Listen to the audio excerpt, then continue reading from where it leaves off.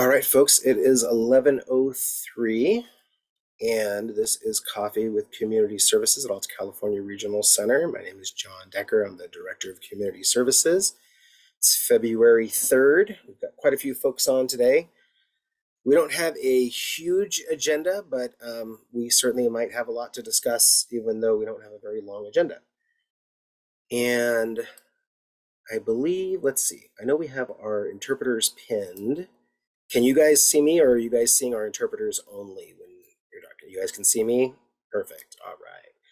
I am going to have some folks do some discussions with you today because I've been out with the flu all week. And so for some of my staff, it's the first time seeing me all week long.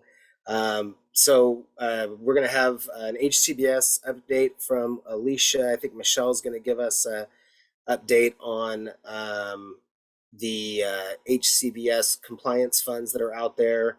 We're going to talk briefly about coordinated family support services. We're going to discuss the transportation monthly rates. Let's see. I see a note there. I'm seeing the interpreters only. All right. Maybe I will add a spotlight. Maybe that'll help. All right. There I am. Thank you. All right. And then I last week failed to get to the ILS kind of rate study discussion. And so I know Michelle Ramirez, I had mentioned that we might want to talk about upcoming meeting about that and some of the concerns that are floating around related to the ILS rate discussions. So touch on that, talk about the January rate increases, and a little bit more about social recreation grants. So we've got a number of folks on from our community services department. So I see our HCBS specialist Alicia's on here, and we've got Heather Hollingworth on here this morning, and Scott and Christy and Leah and Isabella and Jason and Shirley and Carly from we've got our managers on. So I see Helen and Jordan and Michelle from community services as well. Let's see, I think I mentioned Christy Schaefer was on here too. And I'm gonna go to my second page, and let's see, Damien's on here, and I think that's who we've got from our community services department. I don't think I missed anyone else, but we've got some folks from our client services as well. So we've got client services managers. We've got Wyatt on here this morning, and Carol. Good morning. And I see Dana on here. Good morning, Dana, too. And let's see here. Heidi, of course, in Grass Valley is here as well, and Kanisha and Rowena. So very good representation. We've got our client services director, so Michelle is on here this morning, Michelle Johnson, and I think that might be the best that I could do. Who did I miss? Wave your hand. Community services. Gary? I swear I didn't think I said Gary's name this morning. I've been looking at him on the camera all morning though, so there he is.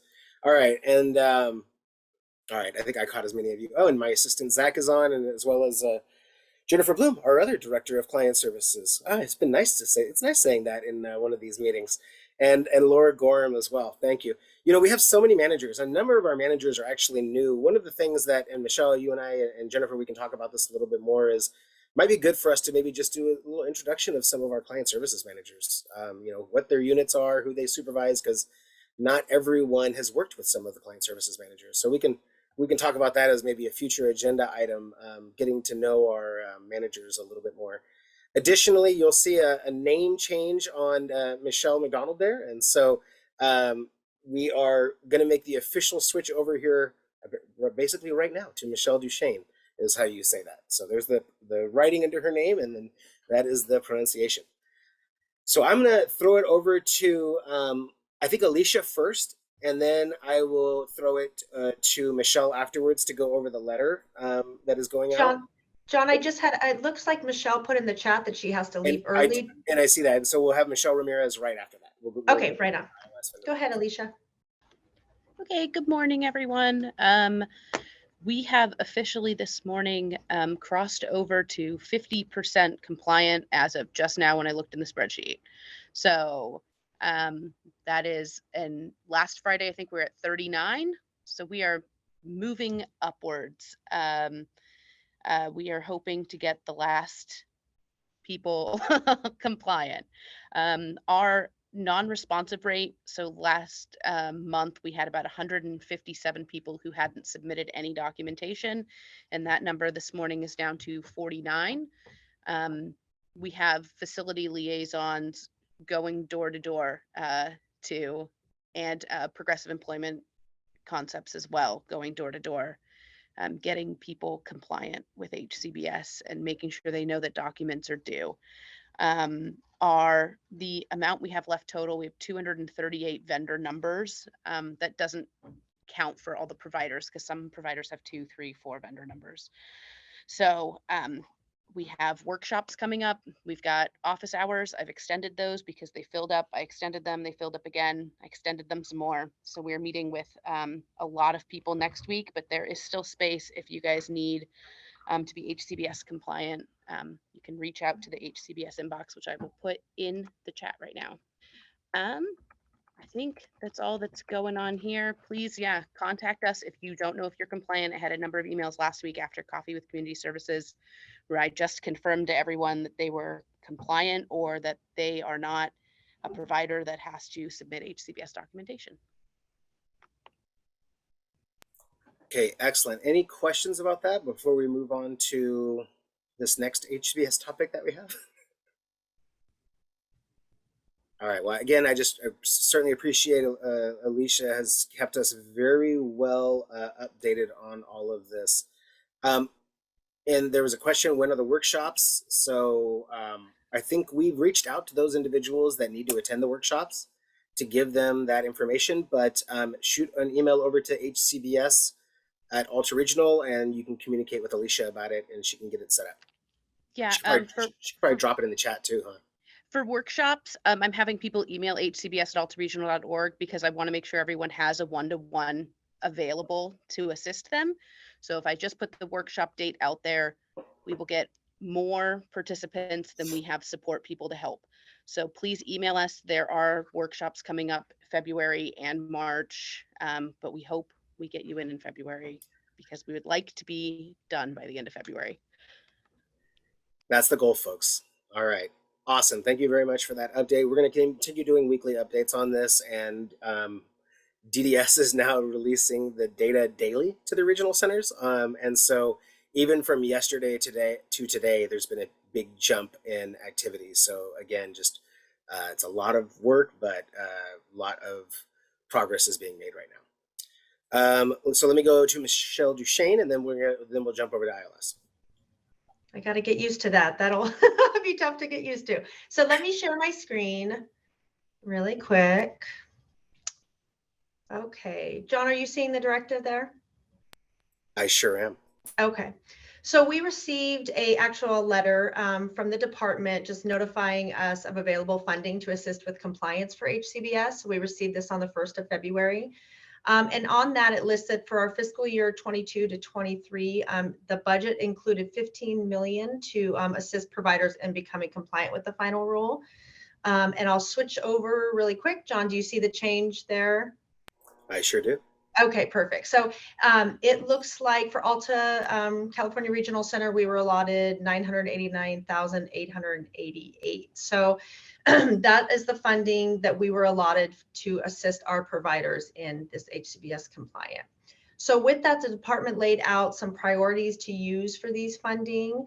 And so a lot of them include, and I'll just summarize because we drafted a letter with these, and I'll kind of go over the letter as well. So just support for providers to work.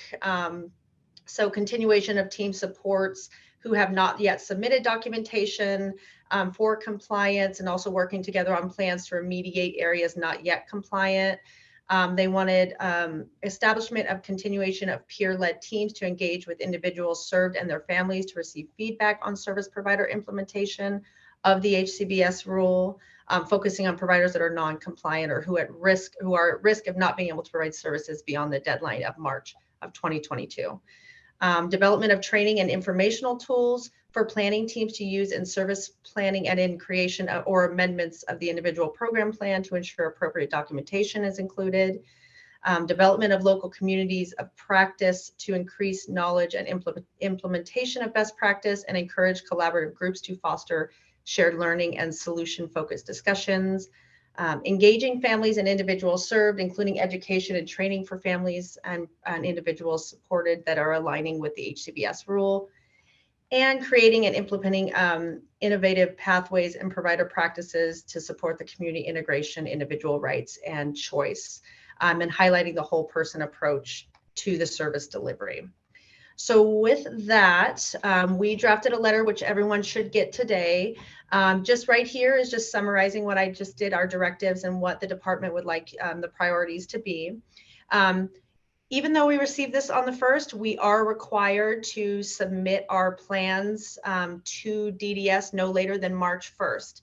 So we have asked that any provider that is interested in requesting some of these fundings, that you guys draft up a letter for proposal and send to the HCBS inbox no later than February 22nd.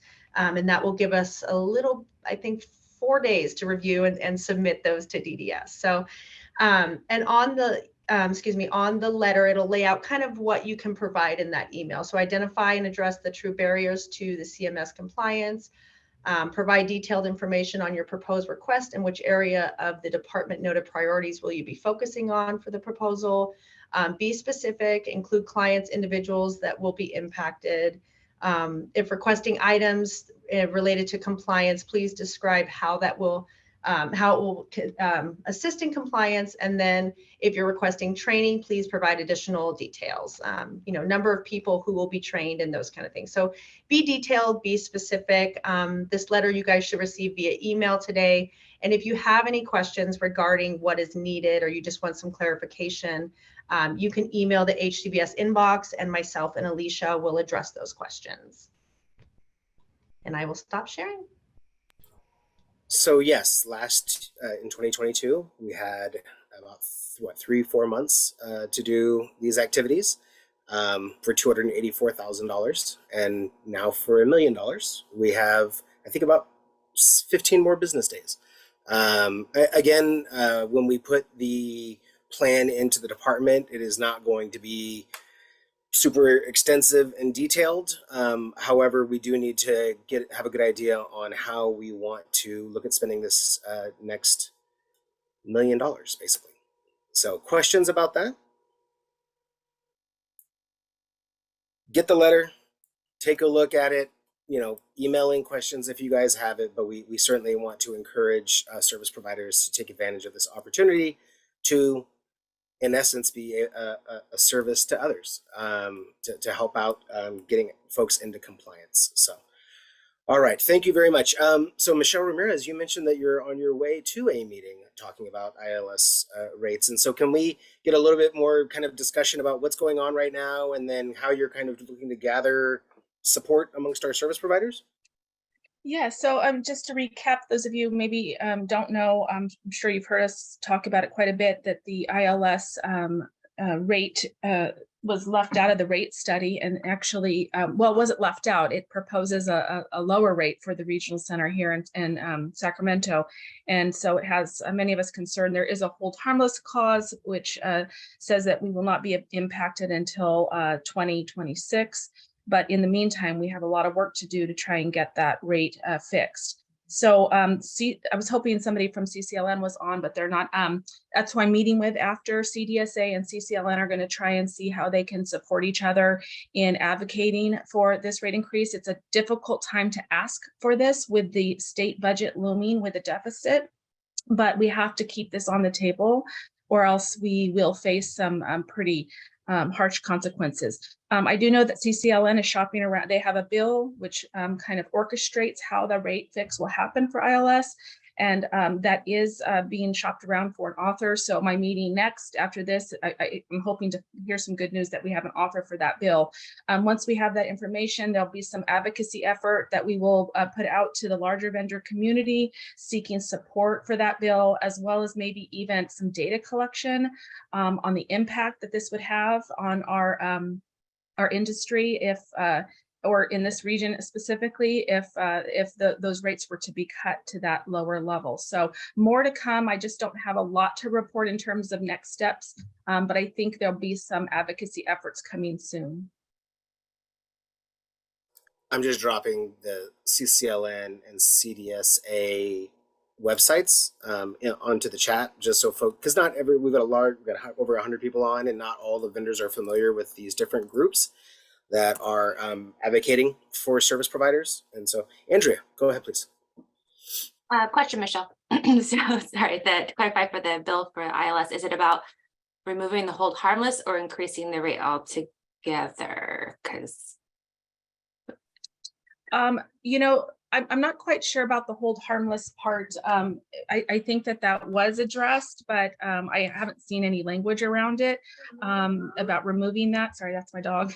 But it's specifically about fixing the rate and sharing with them the Bureau of Labor Statistics rates that we came up with as a result. So. okay, no, just that is helpful to me personally. So thank you. Yeah. Excellent, thank you very much. Is anyone familiar, or I just throw this out there as an extra agenda item because this is the time where we're talking about it, but Senator Dodd's legislation that he's proposing related to wheelchair repairs and people being able to get their own power wheelchairs repaired instead of having to go through the service. It seems really cool. It seems like a great idea, and I know we don't talk a ton about these types of things always from a regional center perspective, but that's one I certainly will be following. Having been a case management supervisor for a few years, I remember dealing with the challenges of getting wheelchairs repaired and things like that, and so I see some of the disability advocates are involved in pushing this new legislation from Senator Dodd out of Napa. So. Anyways, just another one. Maybe we can provide you all with an update as we kind of go through this season here, because again, if there's ways that we can get rid of barriers for people getting their equipment, fixed, especially power wheelchairs. It's just that dealt with that issue in the past, and it is not an easy fix. So, anyways, all right. Thank you very much for that and the discussion again related to ILS. One of the discussions that we continue to talk about is these rate fixes and the extent to which they are being built into the California budget. So right now, we've done a kind of a budget briefing already here. We're at the January phase of our budget, which is just the initial part of it, but there really is not the funding built into the budget currently to do some of these drastic type of rate reform things that are needed for what many vendors would say is fixing the rate study. And getting the rate study in line with what actual costs are and what the actual needs of our communities are to be able to fund services. So we will stay tuned as the May revision comes along. Yeah, right. All ratios. That is part of it as well. So we will stay tuned as we have the May revision that comes out. We have all the hearings that are going to be coming up. During this time, I encourage folks to participate in things like our provider advisory committee meetings, because it's a good way to find out when all of the hearings are going to be held. And also typically individuals that participate in our provider advisory committee may be either called to testify in some of those meetings. They might give public testimony, but they're certainly more aware of what's going on during kind of this legislative season. So we'll see. If I certainly recognize that there's some big lifts out there related to transportation, certainly ILS. There's concern about even some of like the 055 type of programs, those one-to-one programs, and the challenges there as well. So stay tuned. Hopefully we'll have some more information about modifications to the rate study.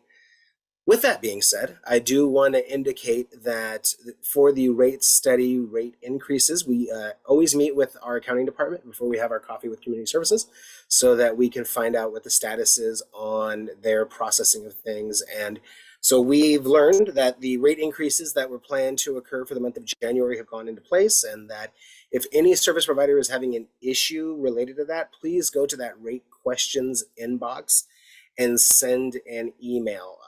If for some reason you didn't feel like you got that rate increase, you got it previously, you didn't get it this time around, you didn't see it show up on the authorizations, you weren't able to bill on it. What I will say is we don't want people delaying their billing because because there's a confusion about it. We need you guys to get paid so you can pay your staff. And so please don't refuse to bill because things don't look like we may have made a mistake or something like that. Let's get the billing in, and then Robin and our accounting folks can look at adding something additional if we need to. I haven't heard of any issues related to this, but just wanting to let folks know that rate inbox is a place where they can go to for any of those questions. All right.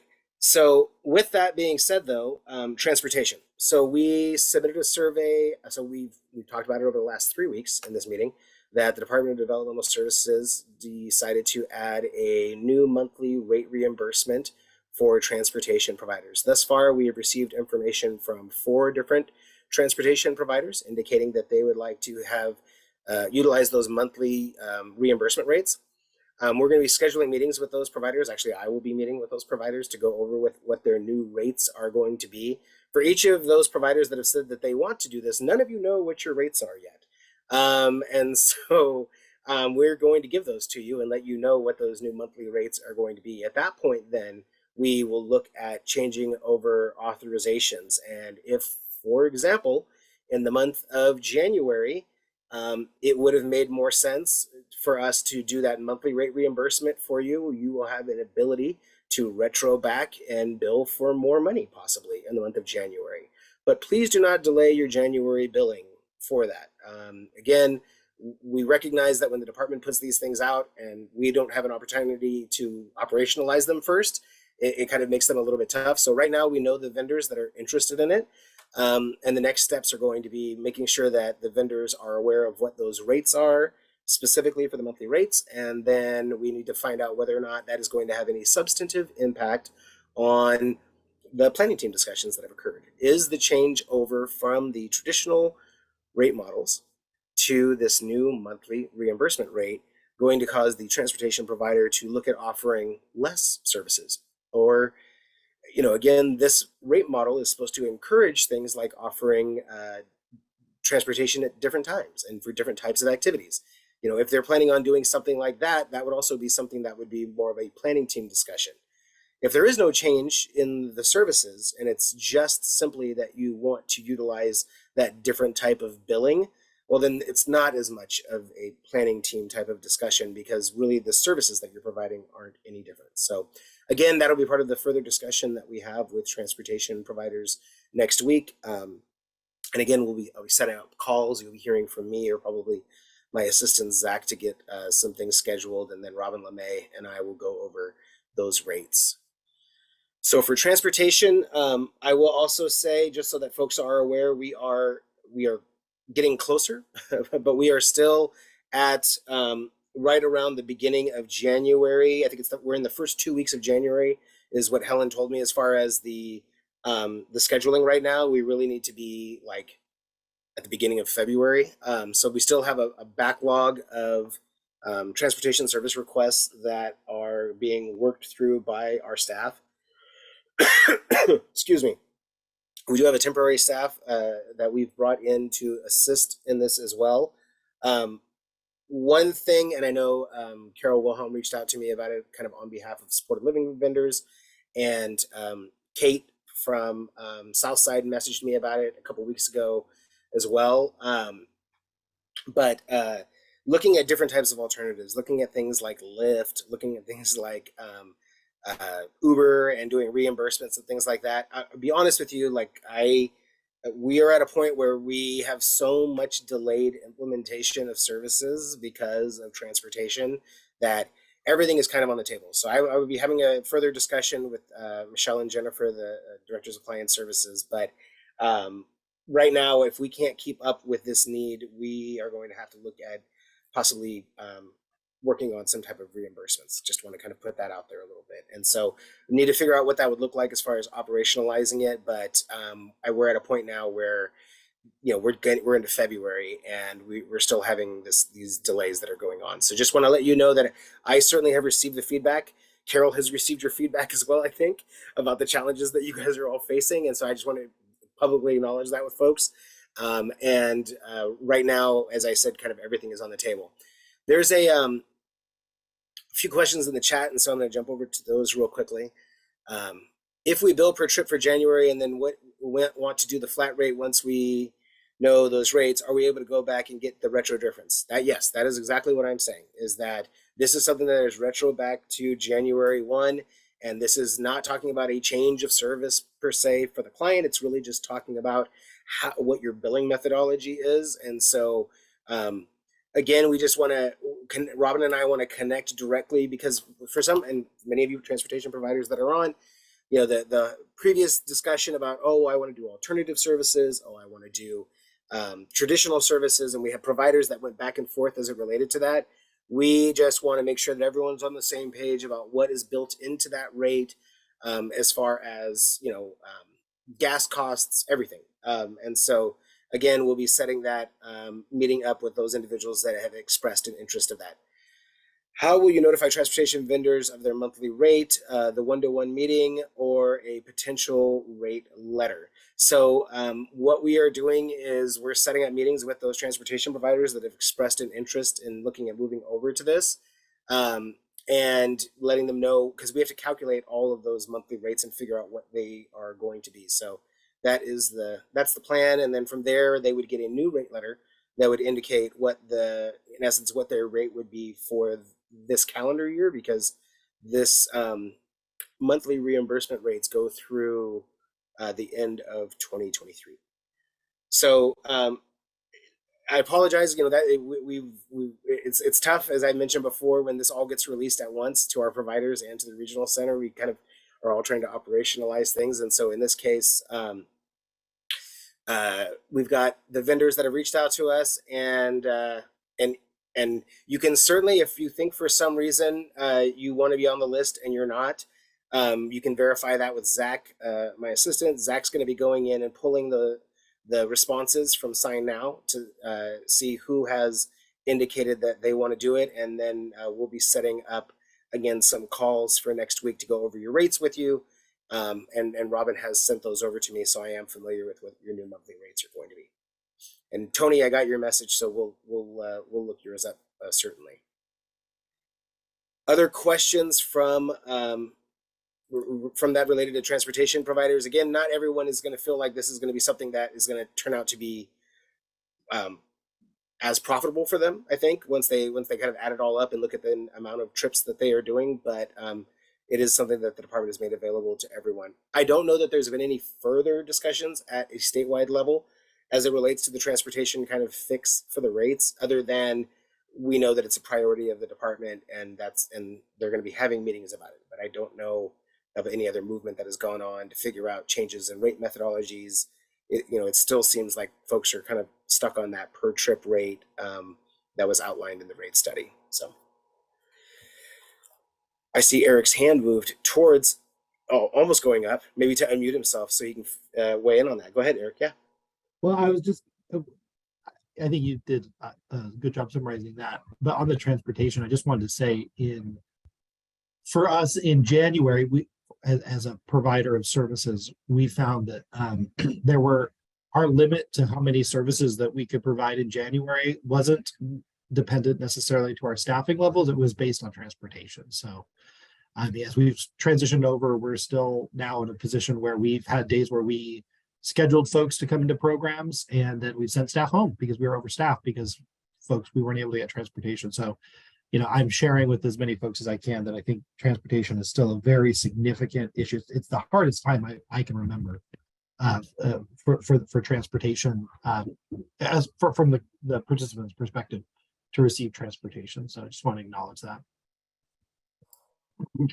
Thank you very much. And again, this is a statewide issue right now, where regional centers are trying to rebuild what we had previously when it came to transportation, and also dealing with the impact of, the rate study. And, some providers that has discouraged them, that the rate study did not, fully capture what they felt was needed in order to be able to make their businesses ongoingly viable. And that's the sustainability is supposed to be the idea of the rate study, to my understanding, and things weren't sustainable before. So again, I applaud any of you vendors that are working with the state as it relates to this stuff, because you know, you're not only helping out your own agencies, but also all the other service providers as well that are doing their very best to try to pencil these things out and make it work in a very challenging job market. So thank you very much for that. Appreciate it.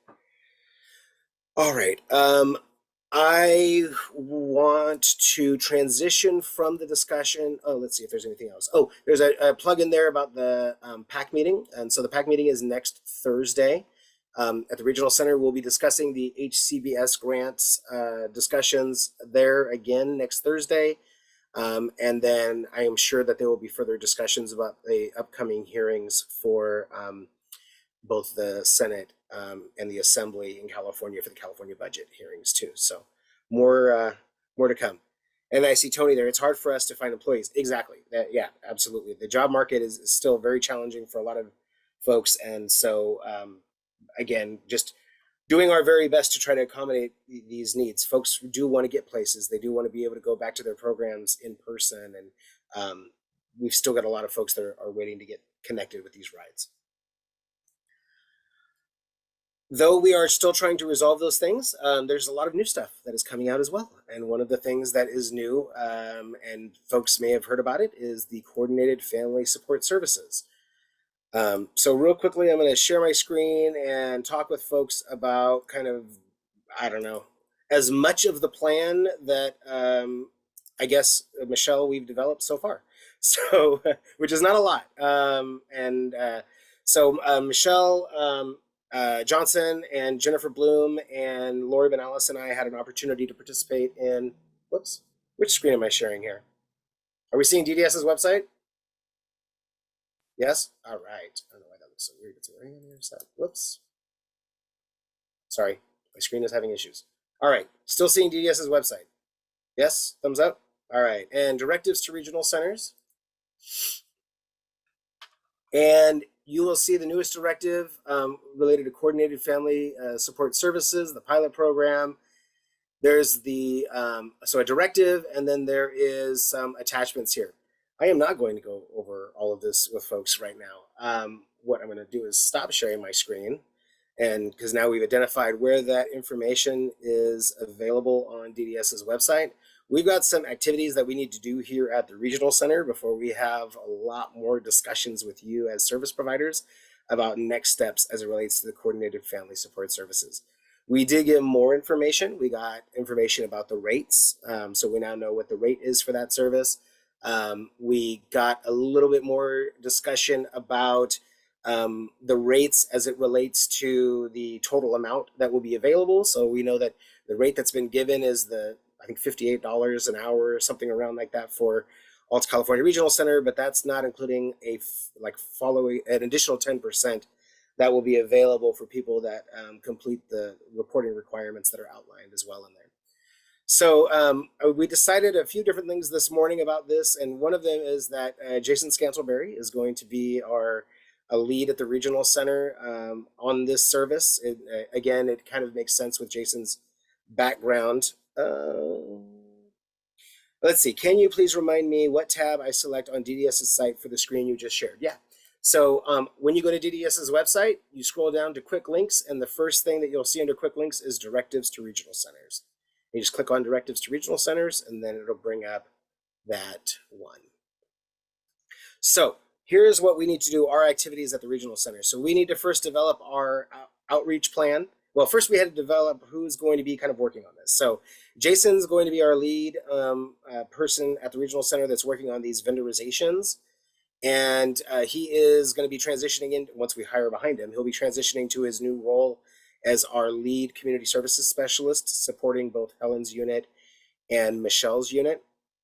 And we are required to develop an outreach plan to our communities so that they are aware of this. We also need to figure out what requests for proposals are going to kind of look like for our website to get the information out there. So we will be developing our outreach plan over the next couple of weeks here, and then we will be implementing that. We're going to need to do some trainings for our service coordinators. We had about, I don't know, maybe 100 of our service coordinators that participated in DDS's webinar about this about 3 months ago. Maybe it's 4 months ago. It's been a little while since DDS did the webinar about that. we've gained some additional information. And so I think we're going to be working with our training manager, Herman, to do some trainings for our staff internally about this. And then we will be holding, I will just tell you, we'll end up holding public meetings about this so that our public is aware of it. And certainly our service providers are aware of this rollout as well. So again, don't want to get into tons of questions and answers about this stuff because we are all kind of gaining our competencies and we learned even more about it this morning, Michelle and Jennifer Bloom and Laura Benalis and myself. And so stay tuned for more information about the coordinated family support services and how we're going to be rolling that pilot out here at our regional center. So I would say for those of you that are service providers, just be patient. We know that clients and families get this information the same time as everyone else does. And so for you client services managers, that might mean that your service coordinators are already going to be contacted about this new service and how they can initiate it and everything else. So just remind folks that, you know, we are just operationalizing this. There's still some things that the department needs to operationalize about this as well too, that we learned this morning. So again, just sharing with folks that that information is out there. It's been updated by DDS, and we will, in this meeting, in our provider advisory committee meeting, in public meetings that we will host, we will be sharing more information about the coordinated family support services. I think there is actually a recorded webinar that's available on DDS's website as well from that one that our service coordinators participated in a few months ago.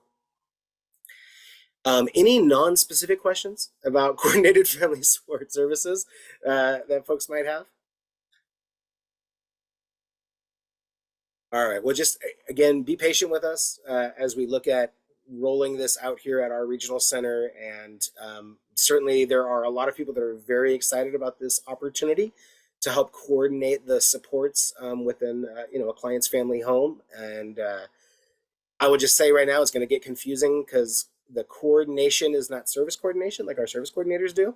And so that's part of the thing that we're going to need to kind of clarify that, you know, and I don't know if using the word facilitator is better, but that, you know, we already use that in multiple different ways too. There's not enough words, I guess, to cover all the different positions that we are creating to provide supports to people. So, all right, so that is the social, let's see, that is that one.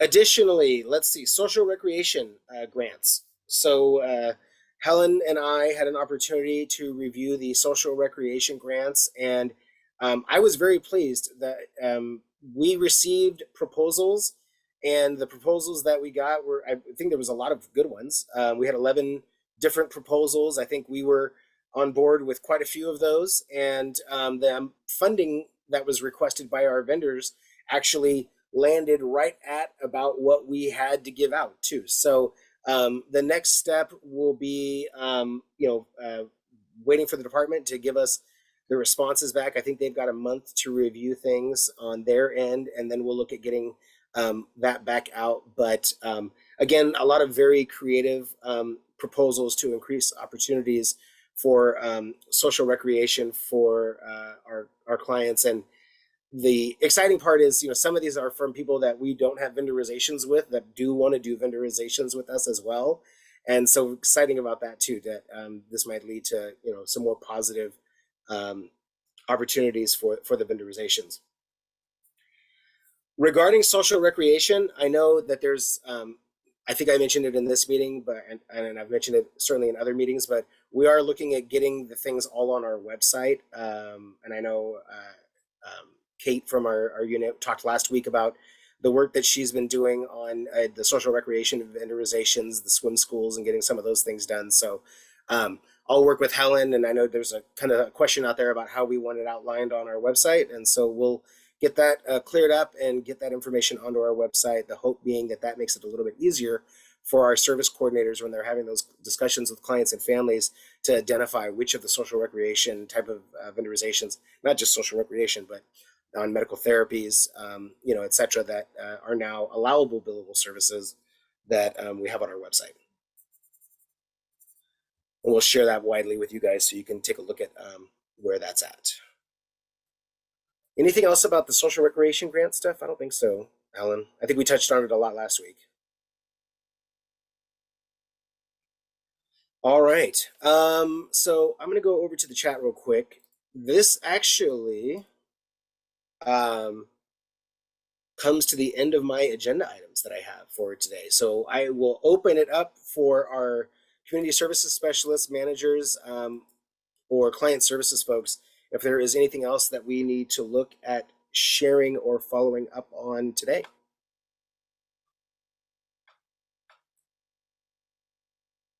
Oh, I love it. Look at that. So with that being said, I want to certainly encourage folks. You saw the information on the side there for the provider advisory committee meeting. I would now is a great time to at least log into those meetings. I believe, I don't see Lindsay on here, but Eric could answer this. I think we're only having our PAC members in person right now, and I think that's switching in March to opening it up to more than just the PAC members in person.